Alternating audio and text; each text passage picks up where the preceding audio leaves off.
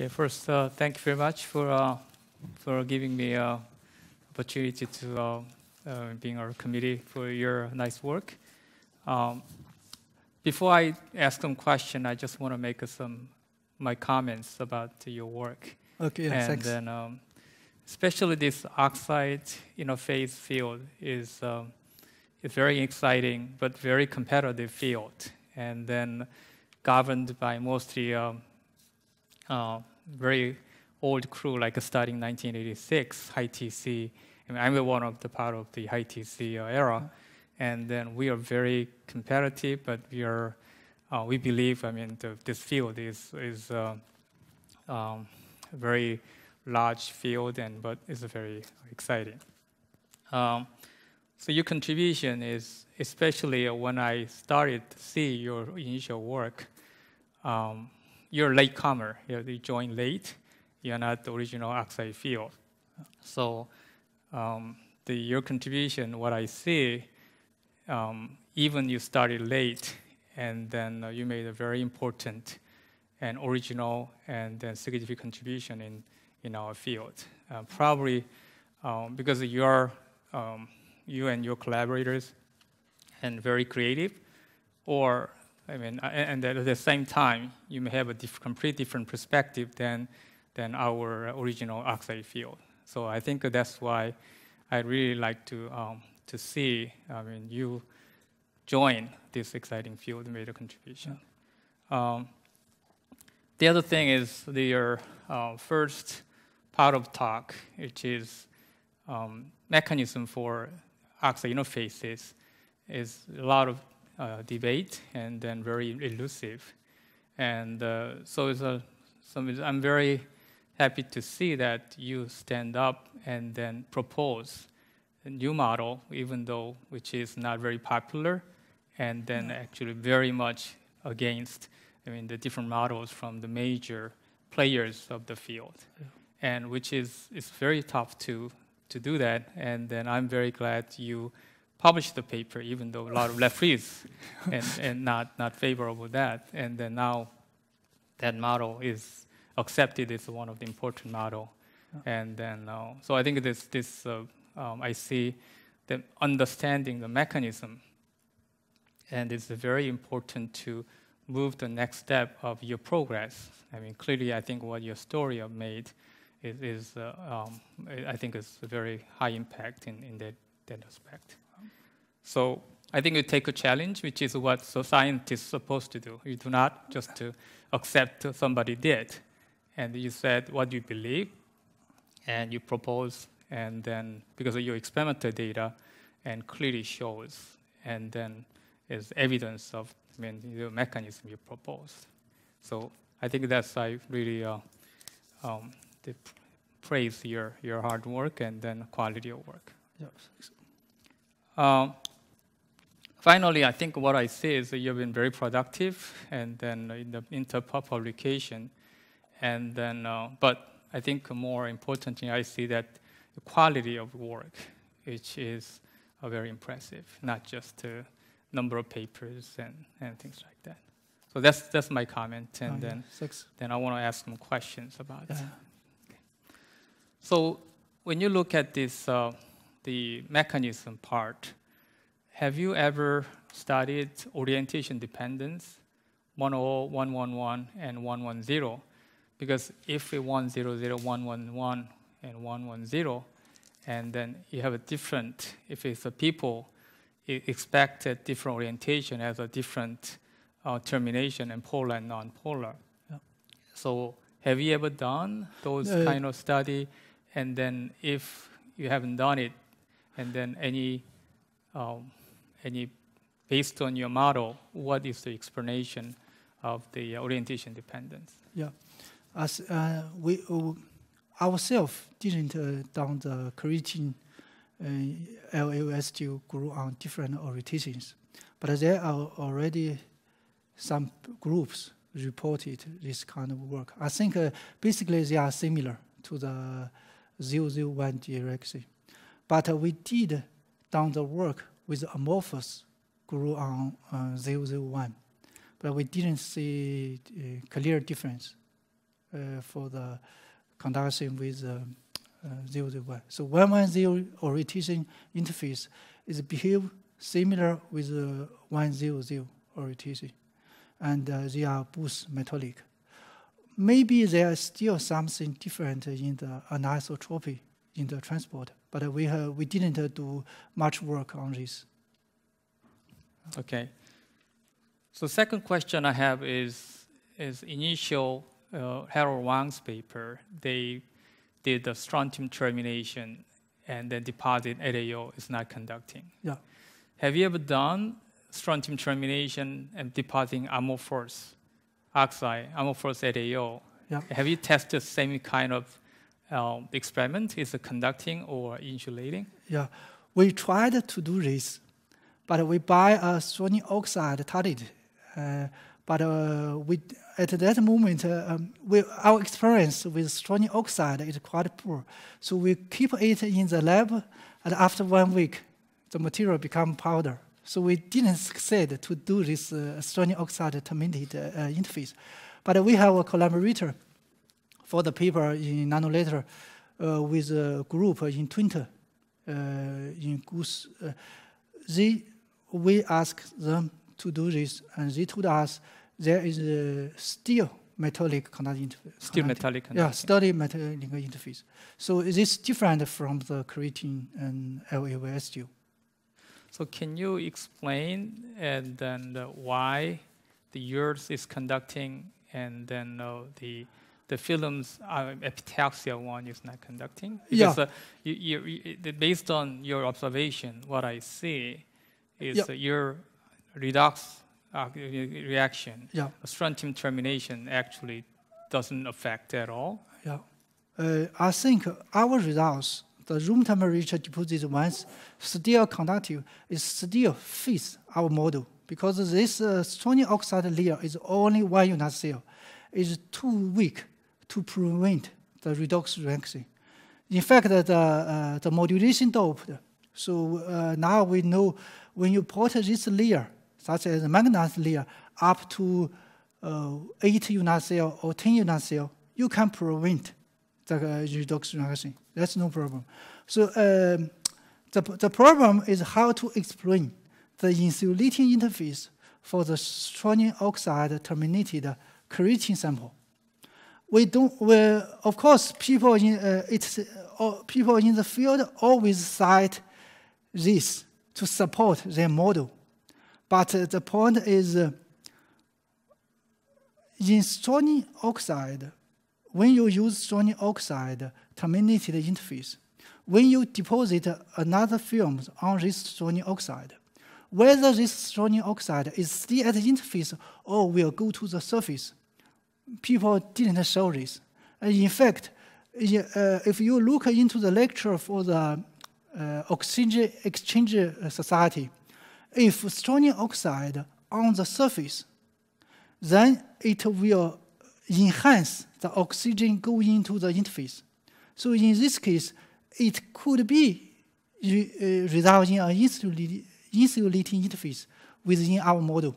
So basically, I think in the field, people didn't provide enough information on the surface composition.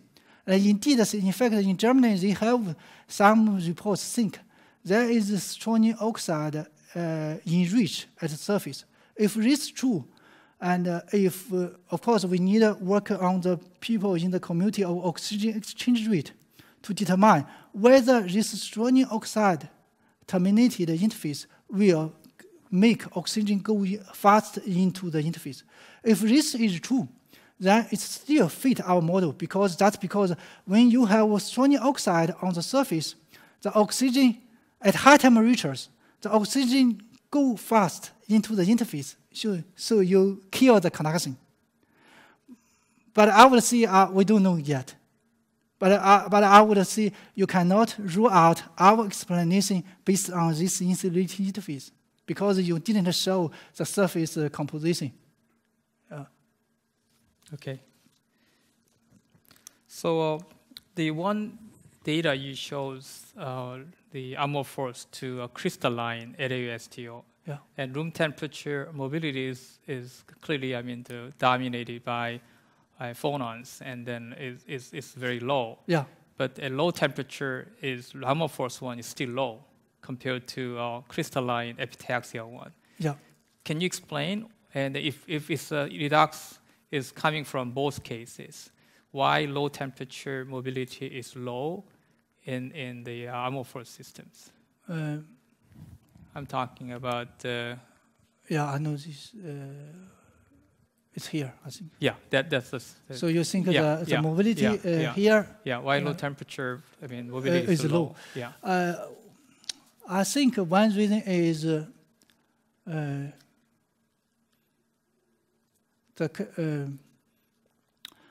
first of all, I think most of the conduction come from the STO. So in principle, it should be as good as the creating LL STO. But all the amorphous structure we observed is quite low. I think it's partly because the current density is high. So because I didn't show here, because in the amorphous structures, if you check the current density with the temperature, current density with I have this data. But let me just ask those questions. That figure, your shear resistance is almost the same, right? Yeah. Shear resistance. That means the carrier concentration is higher, and then mobility is low. Yeah. Because shear resistance is carrier multiply the mobility shear resistance. Yeah. So that means you don't show the carrier concentration here, but carrier concentration is higher if you use the amorphous layer. Yeah. And then mobility is low. Yeah. And then that's very very interesting because it happened to be one sample shows that behavior, or all the samples you made universal behavior like this. Then there must be some interesting. I think in generally, if the current density is higher, then the mobility will be lower. Mm-hmm. I think this electron scattering. Yeah, that's scanning. I think this exactly, in fact, this may be the reason here, because we have the order of 1014, and this for the creatine normally is 1013, so 5 or 4 times larger for the amorphous system. But another important reason is I didn't show it here, but I can find it in the modulation document. I think here. You can see here,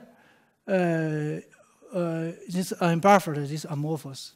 So we also observe a huge decrease of the current density around 1 order for the amorphous structure.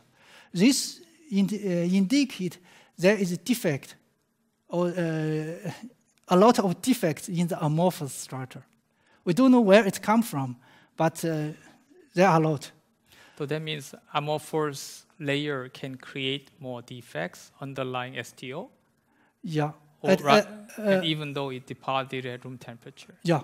At least from here is like this. That's the reason we put a buffer layer. So this buffer layer, in fact, can prevent.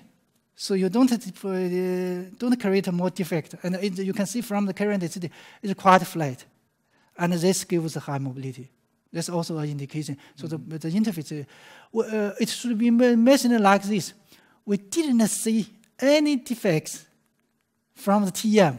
Looks quite, where is it? So use this as the amorphous structure on the string titanium. We didn't see, because this interface looks quite sharp and no defects. I think maybe because also relate to the current density, maybe too high, or we don't know to be honest exactly. But at least from the transport, we think there must be a lot of defect state in amorphous compared to the creatine.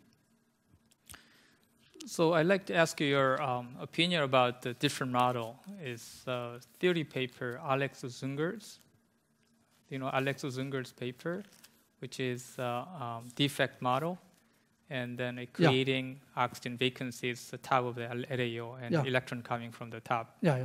And then is it your that model and how the relationship with your amorphous system? And then can you explain his model also can be applied to your system? I would say I think his model is the best model to explain the polar non-polar system. And we cannot compare with our system because our is non-polar and non-polar system. But if that's the reason, in fact, we also now realize there is something happens beyond the amorphous, because the polar system is still a good thing because the polar can introduce an intrinsic polarization and the intrinsic field. This is still useful for the community. I would say like this. So we have an amorphous system and we have a nice model, but we don't think we killed the polar non-polar system. We just think you need to think about this contribution. And importantly, this amorphous stuff already show you can contribute up to 14 square meters current density. It's already one order higher than the reported for the polar systems. So you need to think about this. Of course, people try to avoid this, but it's very difficult. I would say you need to very carefully to, when you talk about the origins, you need to really careful about what it is. It could be from redox-reaktioner. It could also be called from the polar cartography. If you can rule out the contribution from oxygen vacancy, then I would say Alex's model is. I would think this is correct. Most likely, I like this model. In fact. So there's one paper in Oak Ridge National Lab, and they have a measurement of high mobility carrier and low mobility carrier, and they're measured by transport and optical conductivity.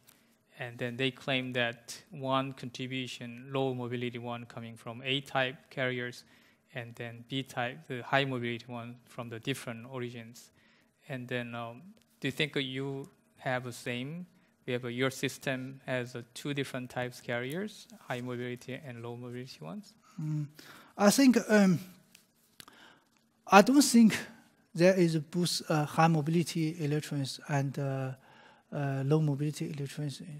But I think now with in the field, I think for S2, this material, we do have two kinds of carrier densities.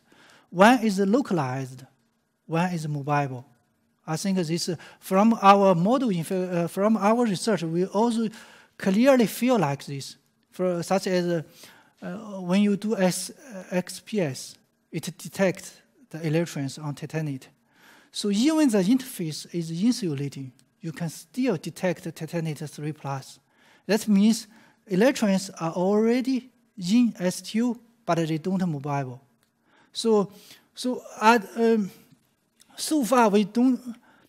If we think about the theoretical calculation is correct, I would say it's true there are not only two types carrier density. There are many. It depends on the carrier density. In fact, our quantum transport later also found like this. You have more than 10 subband, conduction subband contribute to the conduction. Some are, so far we think they have same carrier density, same mobility. But it could be possible there could be some different. But we should not limit it only to. There could be more. So in electronic reconstruction model, the maximum carrier concentration half electron per unit cell. And then your case, your model based on the redox, what is the maximum limit of the carrier concentration? Is pretty much like up to maximum oxide vacancies? I would say there is almost no limitation. No limitation. Yeah, limitation for redox-reaktioner. So in fact, this exactly explains why people, when you grow the films LAOS2 in high vacuum, they get very high conduction, which is even above the physical mean. No, I'm talking about the amorphous LAOS2, Yeah. not high temperature Okay. one. For the amorphous, for redox reaction, I have to say, for redox reaction, it depends on oxygen pressure, also depends on temperature.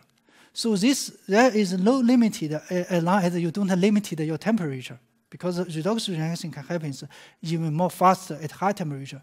But if we limit it to only room temperature, and so far, LAOS2 is the highest current density we can get. In fact, we researched more than 5 systems. And LAOS2 seems very reductive at room temperature. It's 1 by 1014. This is the current density we can get. Okay, all right. Have you measured the critical thickness dependence of amorphous layer thickness at LAOS2? Yeah. Have you measured, does it show similar like a 4-unit cell, 5-unit cell? Or what is the actual critical thickness behavior of amorphous LAOS? Because very hard to do unit cell because amorphous layer. Yeah. But it's nominal thickness. Yeah. Have you ever measured, and what is the critical thickness behavior? Yeah, it depends on the material you grow. I think for amorphous LAOS2, it's around 1.6 nanometer. 1.6 nanometer. Yeah, it's created to the creating one. But we don't think this there is releasing. But if you use gamma alumina grow at room temperature, it can be 6.4 nanometer. Or it's far way back. But if you use YSZ, it can be only 1.2 nanometer. So it depends on, I think it really depends on the reactivity on the film you grow. We do made a lot of measurement on this critical thickness dependence. Yeah, because some of the work like a polar absorbate, like acetone or and those kind of, putting on top of it. Have you ever done like a below critical thickness? Have you put any polar absorbate on top and then see that any changes? Yeah, we didn't do this research ourselves, but from our experimental experience, we do find that this could happen. So such as if we put our amorphous LAOS2 in acetone and you ultrasonic it, in 2 minutes, it's die.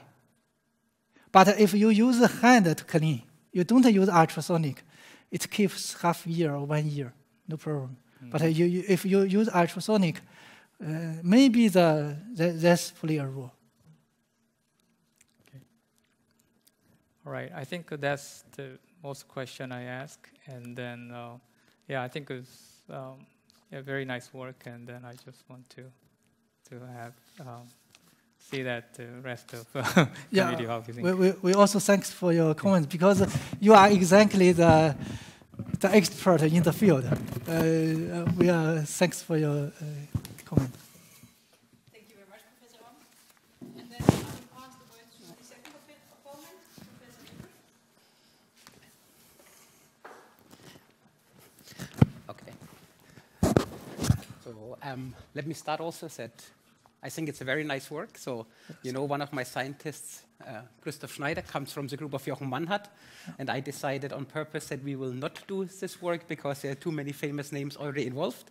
So therefore, I thought it's a good idea. I found it very nice that somebody else did this work and tried to bring something like a new ideas into the field, which I felt were stuck between certain opinions and there was no movement. I thought your work was bringing a lot of new ideas into the field. So it was really a big progress, I thought. So even if maybe some of the older people don't like it too much, but I think new thinking is always something which is very worthwhile. So I would like to congratulate you on this. Then I think for me it's a perfect slide to start out with.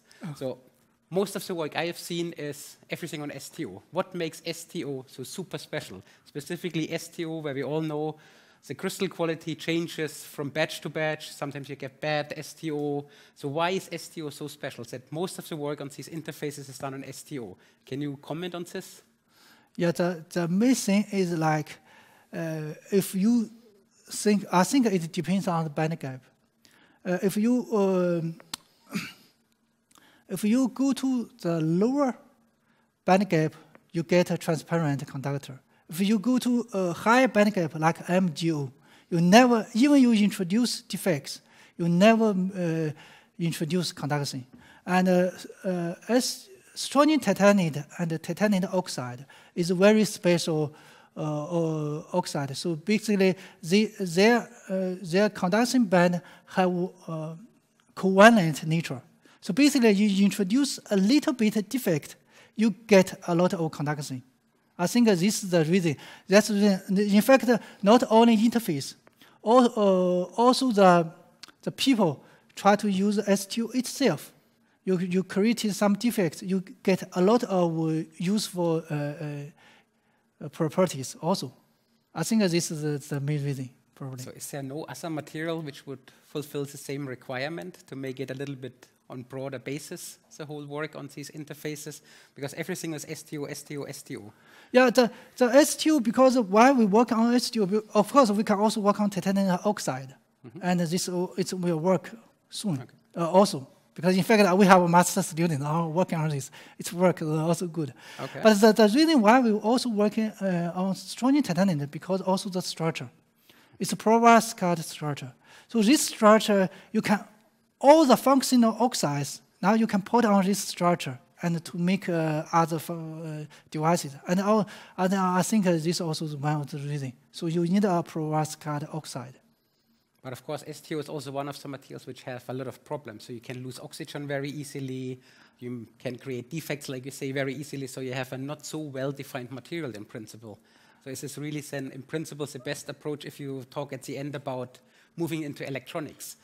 We all know what our problems is to getting good STO from Christech, so all the time. So, and you want to upscale it now to every computer. What do you think? Yeah, but they have a problem with creating, but maybe not necessary with thin films. Okay. Yeah, I would say, of course, it's a lot of problems, but there's also a lot of opportunities. I think at the beginning, silicon is also bad, but maybe in future we can get more high quality of strontium titanate. Yes, that's why I think maybe a different material would be something very helpful to do. So finding a different substrate material which is easy to make as a strontium titanate. Yeah, there is some. I cannot see. There is some material. Is maybe some people do other material, but they are not as good as strontium titanate, as popular. I think STO is the most popular material. All the field, most of the oxide thin films is using STO as substrate. So that's the basis material. Why you have to change to another material people don't familiar with? Of course, it is good suggestion. Maybe in future we can have other opportunities. Good. So this was the one part which is very special, and so I have here a paper from Nature Communications from Daryl Schlom, so who uses MBE, of course, and like I will come back to this, most of the studies which are done on this interface are done with PLD, and PLD has many specialities. Yeah. And he did MBE, and I would like to read you one sentence out of his, what his summary is. Here we demonstrate through experiments and first principle calculations that the cation stoichiometry of the nominal lanthan aluminium oxide layer is the key to 2D electron formation. Only aluminium-rich lanthanum aluminium oxide results in 2D electron layer. Yeah. And this, he claims, of course, that he's doing MBEs, that he will not disturb the lattice below, that this would be the reason. There's another paper by the group of Phil Wilmette who deposited strontium-doped lanthan aluminium oxide on top, and they always find the 2D electron gas. Yeah. So meaning in this case, they go in the direction that the off stoichiometry is the key. How would you compare this to what you have done, and how would you comment in your context? But I would see their work, in fact, support our model very nicely. But although they didn't think about this, because they think aluminum rich is good for the conducting interface. And it is exactly what we found. Because we think lanthanum aluminum oxide, why it's conducting is because you have aluminum. So of course they also found, okay, aluminum rich have make it easier to have conducting. In my opinion, it seems all the aluminum oxides could give a conducting interface. Of course, you need to also change a little bit the oxygen pressure, but you can control this, no problem. So But then the other work which I cited from Phil Wilmot said strontium doping of lanthanum aluminum oxide will always give an interface, a conducting interface layer. This would be the complete opposite.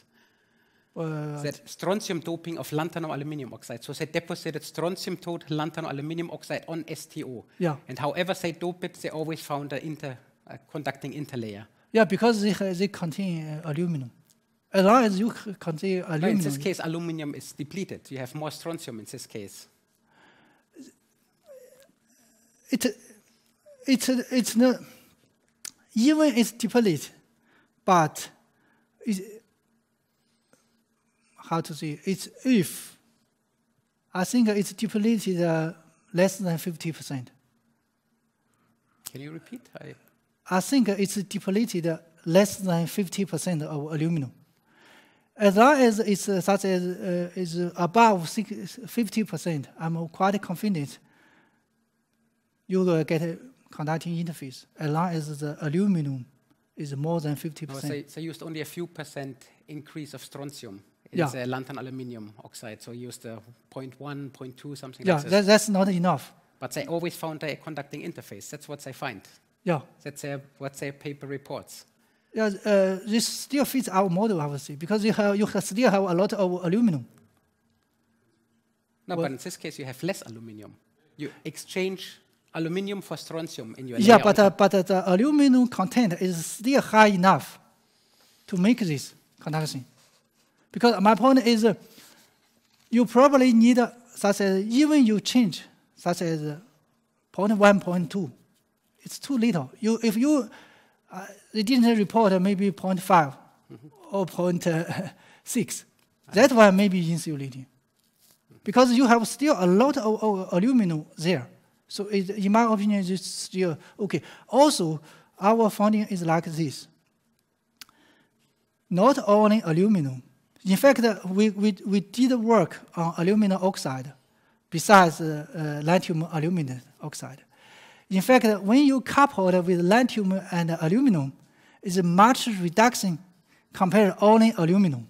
So aluminum oxide grew on STU, you make conduction up to 6.4 nanometer, or even higher, the critical thickness. But if you use lanthanum aluminum oxide, you become conduction already at 1.6 nanometer.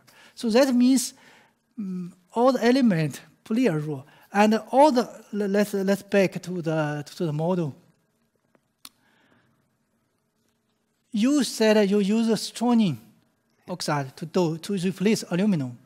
It doesn't help because you need to use this.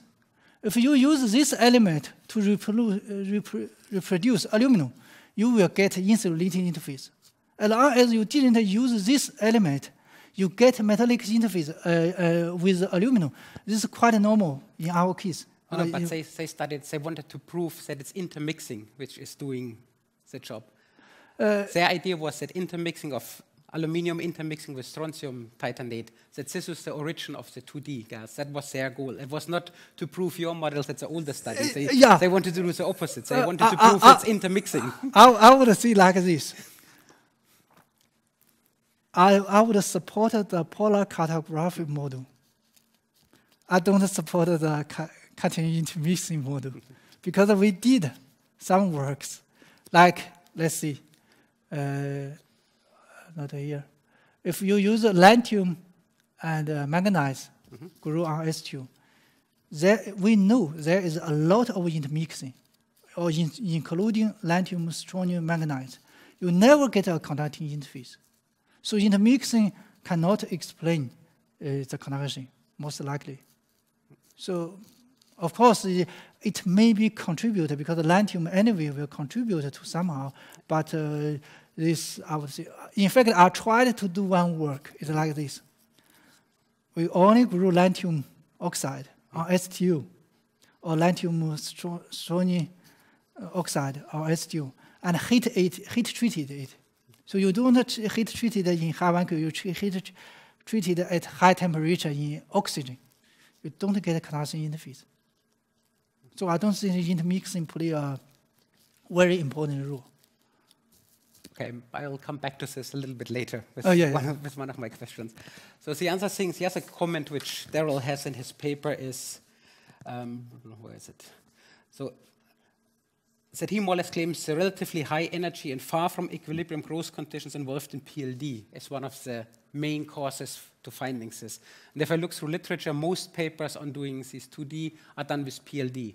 And there's little papers on sputtering, or sputtering is also not, well, let's say, relatively high energy. And there are only a few papers on doing something like MBE, which would be, in principle, the perfect growth method for doing high-quality materials. What do you think about his comments that PLD, by definition, as a method, has a problem or has an influence on the interface? That PLD is the method by itself is doing something. It's not just pure putting materials on top of each other. Yeah, of course we know PLD compared to MBE, the plume has much more energy, but the average energy is only around 100 UV.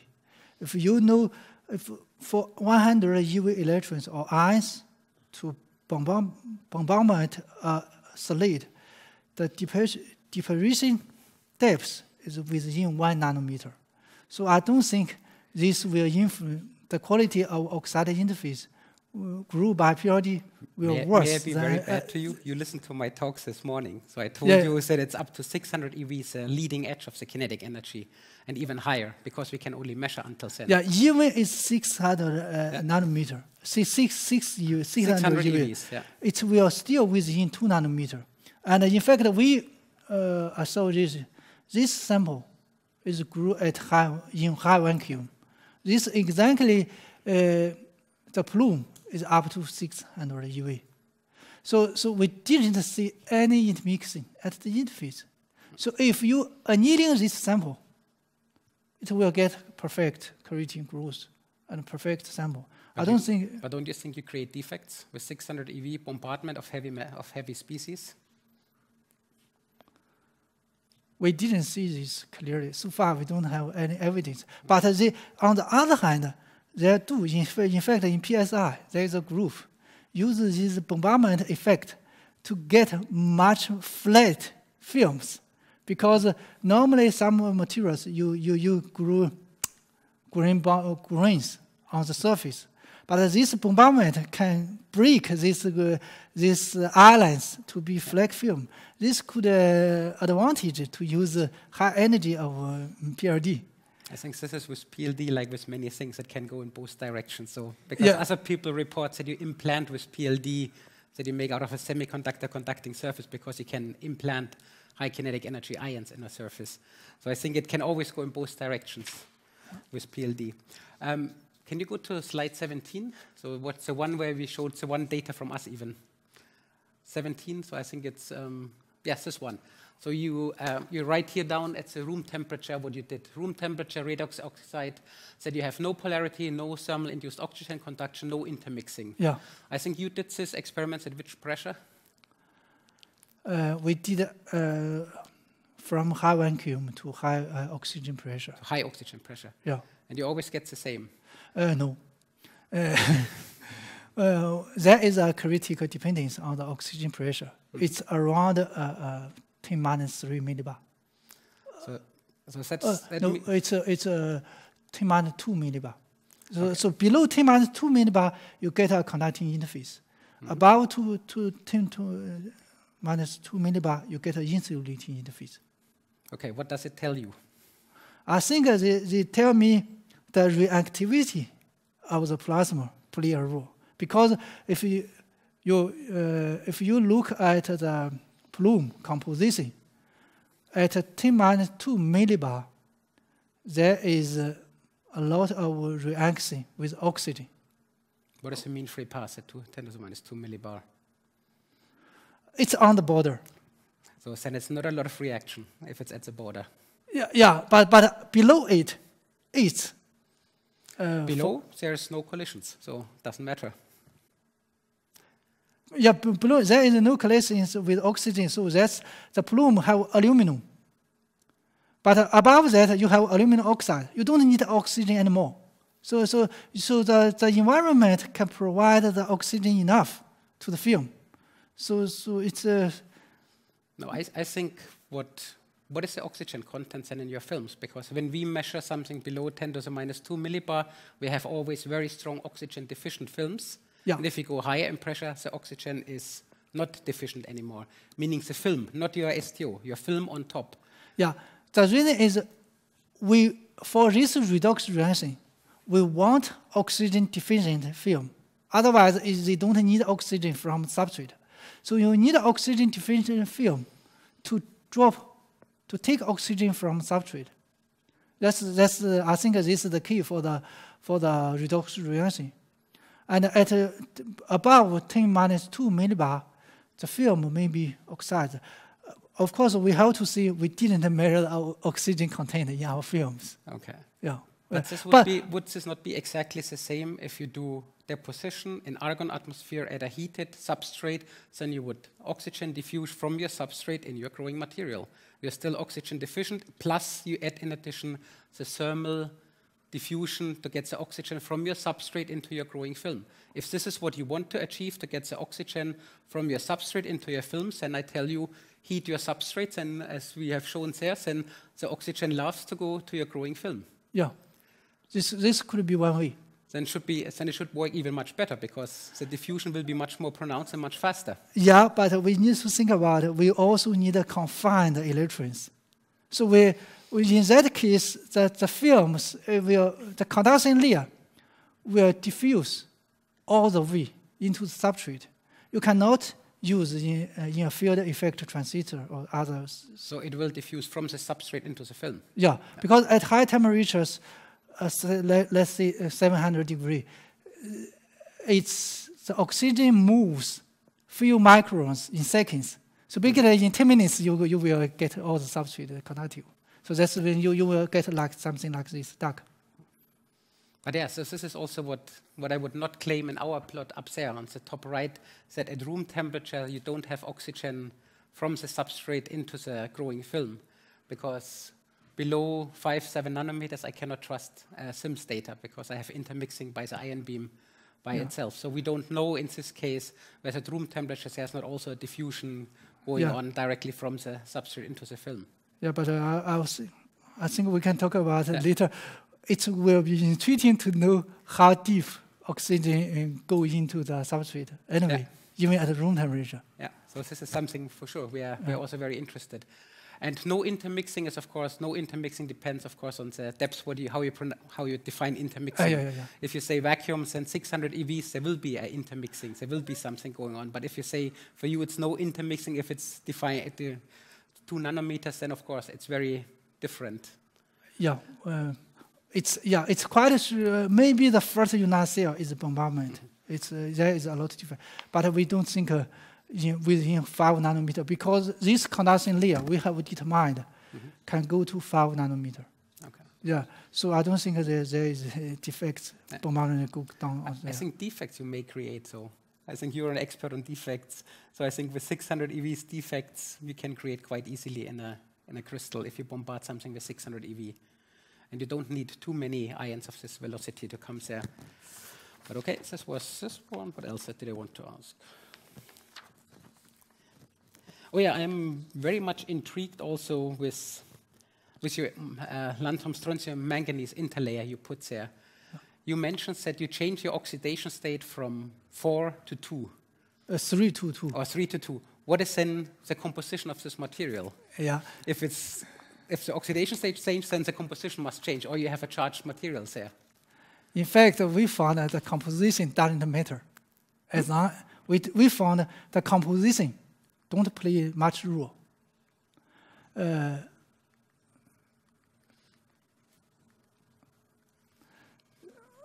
it's true that when you grow manganese, the composition may be different from what you expected. But the main thing, the main thing is that you can see here, we have changed the composition of the doping, this strontium doped lithium manganese from 0 to 1/3. In fact, recently we have from 0 to 1, all our works.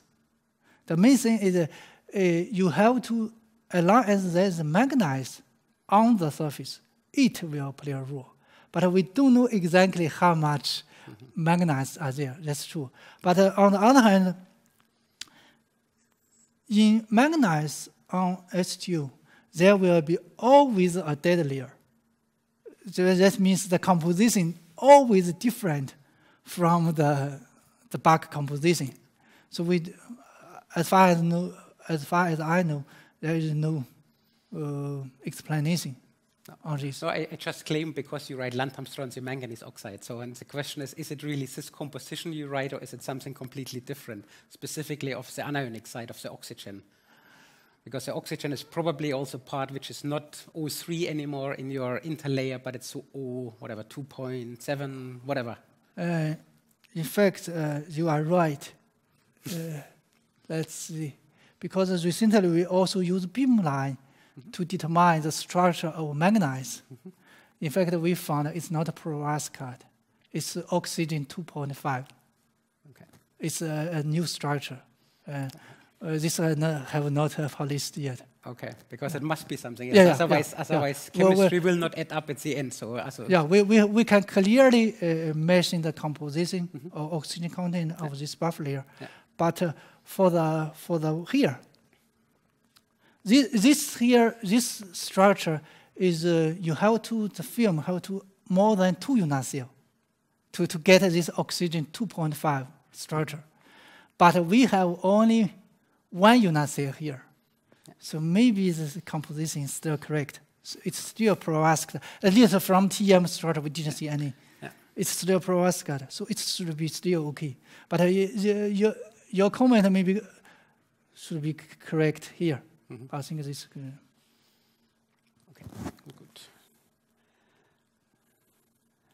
Then, okay, so the last thing I wanted to go back to PLD. Why is PLD so special for this kind of approach? So we mentioned that you have high kinetic energies, that you may have reactive species arriving at your surface.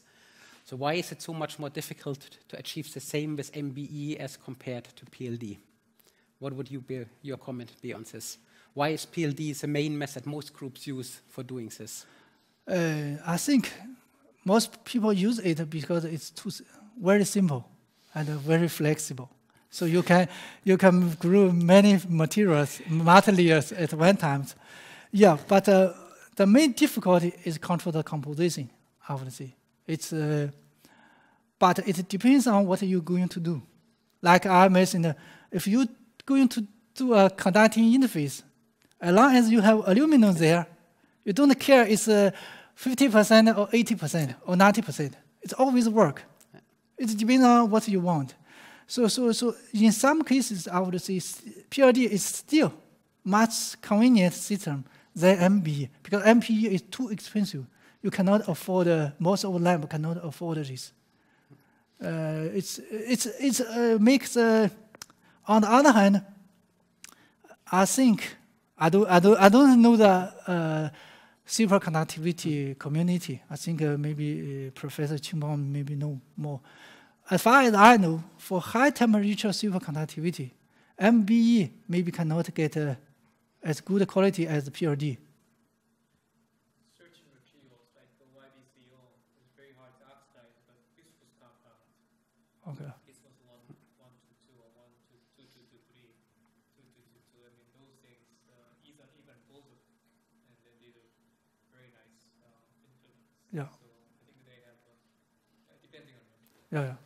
And on the other hand, I would say, in future, if you really want to go to large scale, probably PLD is not so good a technique, I would say. Of course, it's for this finding new materials, for this fundamentals, PRD I think is the best. It's simple, and but if you want to go to a large area, MB or even solution-based technique could be best. I think you would need to move at some point in time. If you want to sell your chip in the future made with this oxide electrons, you need a different technique. Of course, I have a slightly different opinion about PLD. PLD is, I think you have much less control like in MBE. And I wonder why so little publications are present. There are a lot of groups doing oxide MBE. And what I hear from them, they all struggle to get really this done, to get really a conducting interface. And I really wonder why you have this a method which has so much more control compared to PLD. You can control the amount of your species so much better than you do in PLD. PLD, you have high kinetic energies, you have bouncing off, you have tons of things. You have reactive species arriving, you have excited state species arriving at the surface, which have tons of energy. So many things happen in PLD, which you can all ignore in MBE, because you would have the perfect control of everything. Why do people struggle so much? I talked to several groups who do oxide MBE, and they say it's very, very difficult to get these conducting oxide interfaces with MBE. They have to work very hard to find it. In PLD, it seems to be, let's say, rather easy. So for me, this is still one of the puzzling things, because MBE, the control is so much better. So it should be so much more easy for you to put the amount of aluminium there which you want compared to PLD. Just in the form you said you don't want aluminium oxide, you can start with the aluminium target. Aluminium oxide, you have some aluminium oxide already formed by the laser ablation in the plume, which goes there, which is bad for you according to your own words. And then with MBE, you wouldn't have none of these problems. But why it's still so complicated? I think the main reason is people, if you, as for the conducting interface, I would say they have difficulty because they follow the rules of PRD conditions. If you use, as we suggest, that you put aluminum only on that, you will always get a conducting interface. In fact, some people do this, even use ALD, atomic laser deposition. They get conducting interface, no problem. Okay. They just need to change their mind, the way to do it, or change their belief, then it should be easier. Okay, so they think they are making it too precise, and then it's really too precise. Yeah. Okay, so I think this is a good ending for my questions, and being too precise is not good. Thank you very much. Thank you both for very good discussions. It seems to me there's still work to be done in this area. And I think we have a few more questions from the chair of the committee. So I would also...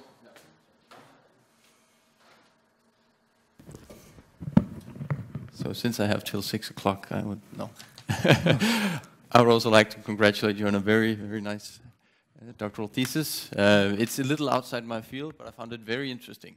A number of new ideas also popped into my head, and maybe mostly in your outlook section. So I don't know if you could go to slide 42. 42. We'll look at one of the other screens. I assume. Yeah. Yes. So. I mean, this is closer to my heart. Yeah. We want the oxygen reduction, oxygen evolution catalysts, and as you said, activity is good, but we also need conductivity and stability. And you proposed maybe to make a pseudo EG1 material. So I mean, if we look at the best, I think you could add, if you do the barium, strontium, cobalt, iron, so BSCF. Is the most active one. So that's right at the top. It's even higher than the ones you have up there. But that's also an EG1 material. Okay. Where you have both A side and B side doping or mixing, you could say. And that's horrible in terms of stability. It has very poor stability. Okay. But you propose to make an EG2, EG0 type interface. Which EG2, which EG0 materials would you propose, and how would you actually go about making this? Have you put any thought into that? Yeah, my arranged thought, in fact, is this material and this lithium ions, but it seems not work because lithium ion is here. So because the electrons is lower than the conducting band of this. So this is the electron state. The problem is now is like this. When you fill electrons, the conduction band is lower than the one with empty. So you have to really, but it seems it's possible with these two, copper and copper. This lanthanum copper and lanthanum copper, it could be possible. I just quickly check this because in principle we could do this. It's actually quite interesting that you pick those because those are very similar to some new materials that we have suggested from theory. So I think we would support you in looking a little more into the copper. I would like to work with this in direction in future. But you also make a good point. So if you take LFO and LCO here, I mean, you would have an EG2 and an EG0 material, but even the EG2 lanthanum ion ferrite, or lanthanum ferrite, I guess it's called, that's not even sufficiently stable. So it's a very tricky type of material to make sufficiently stable. But what you would like is to avoid the A or B site doping, as far as I understood. That was at least it's not necessary because, to be honest, I'm still new to the field. I'm not familiar with this material, but I would like to work with the experts in our department, like you, theory, and also the experiment, to find out some materials. Yeah. I think we could do something on this topic, and that could be possible. I think it clearly has a lot of potential. One of the things that you could possibly also play with, you showed more than 4,000 different perovskites that you could, in principle, have made in one of your previous slides. Yeah. What if we're not talking about cation doping? But you heard a talk this morning where the potential of also using anion substitution. Could you get some of the same effects, for instance, splitting the EG band by using some other anionic species, and maybe bring down one of the levels if you split the degeneracy? I would say this is possible, but this will make our work more complex. Because as far as I know, even to understanding the electronic structure of most oxides is challenging for the computing part. So why I think we don't put in nitrogen or something, because I would like use 3 oxygen 3. Basically, because if you see from here, most the valence band is determined by the oxygen 3 lattice. In principle, when you do this 3 lattice, the oxygen lattice probably will be aligned. So basically, you will align all the valence band. So this is much easier. You only change the conduction band to align the conduction band. Maybe that's just my thinking. I just want to make it easy. Maybe it's not always the case. Yeah. What if you were really ambitious and had a lot of time, and you were not just looking at oxynitrides or oxyfluorides, but oxyfluoronitrides? You had the possibility of actually shifting. Well, basically, you can tune anything, right? You can tune the lattice constant, you can tune the number of oxygen vacancies, and you can also tune the band edges. So in principle, I assume if you had the possibility, you should be able to make whatever interface you wanted with almost whatever properties. It might take a long time, but is it something you will look into? I'm just curious, because normally I would say sometimes time is limited. We would like to work on most successful ones. So that's the thing we always want to think about before we go into. So we want to discuss with the experts before we do it. And I would say we would like to use the most promising materials exist now. So we can, by this interface structure, we further improve the existing bands. That will be more reasonable at this moment. Of course, if we have some such as we think this 2 material is good, and in principle it's easy to make, of course we would like to try. But if someone's told me, okay, this is nice material but not stable, maybe we probably will not try. If we have more time, so we will work on this. Thank you. I think so.